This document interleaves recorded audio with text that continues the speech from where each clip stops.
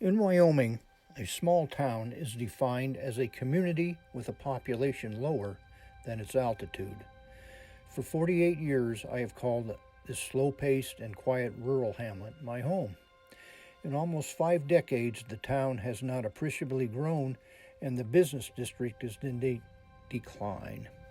Its location serves as a central base for a range of outdoor adventures, including fishing, hunting, boating, and hiking, and there is much public land to accommodate the sportsmen.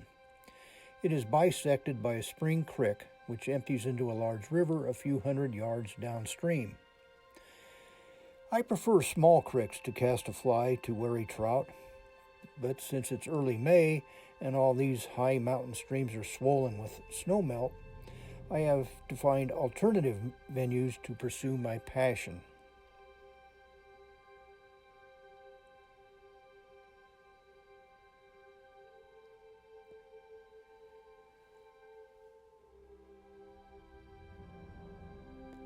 This means a road trip. To seek wild trout in solitude, if you will forgive the irony, I head to the big city, not just near, but within. Most fishermen overlook this opportunity, preferring the blue ribbon stretch miles upstream, rubbing shoulders with the guides and their well-heeled clients. Just downstream from downtown, a large public park attracts many visitors, but few fishermen.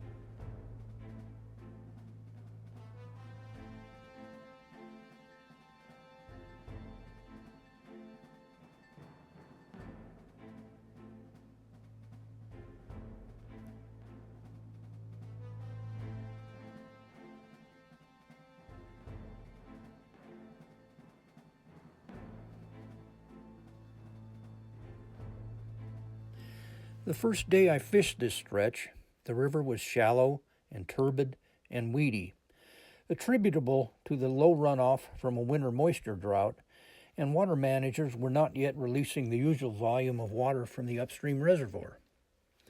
The fishing was tough. I started with a thin mint streamer and had no luck. Switched to an indicator rig with the standard arsenal of leeches, worms, and baetis imitations. After a couple hours of wearing out my casting arm, I accepted defeat, humbly hiked back to the pickup, and decided to wait for another day when the river's flows had increased and the weather warmed up. I licked my wounds and treated myself to a Chinese buffet.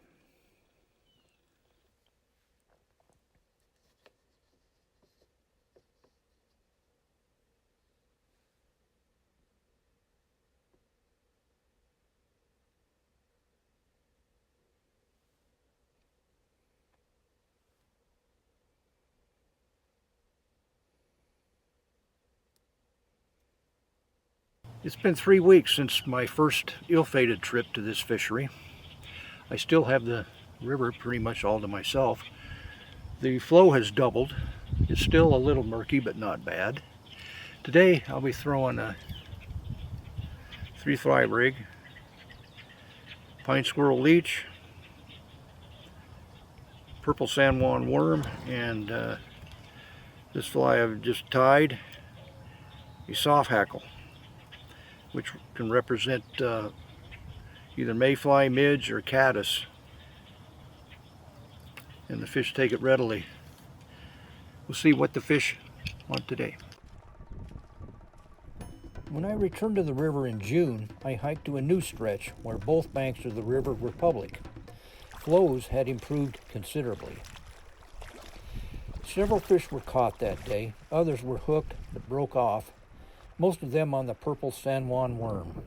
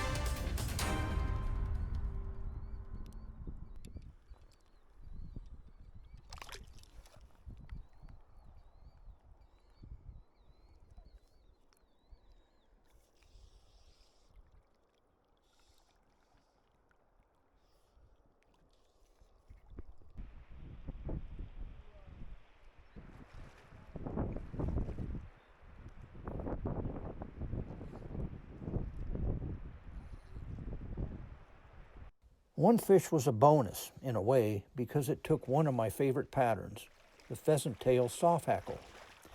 The H&L variant is my favorite dry fly, but I always reach for a soft hackle when I need an emerger nymph, no matter the size of the water. It's a pretty simple fly to tie. Pheasant tail for the tail and abdomen, a small wire rib, a peacock herl thorax, and 2 turns of partridge at the head. The largest fish of the day, I can't tell you how big it was because, like the cliche goes, it was the one which got away. The fish ripped 50 feet of line after performing 1 acrobatic leap. It straightened out the hook and escaped. This fish was almost taken, on a size 18 soft hackle. It could be that this imitation is so successful for me is because I use it a lot, both in pheasant tail and hare's ear variations.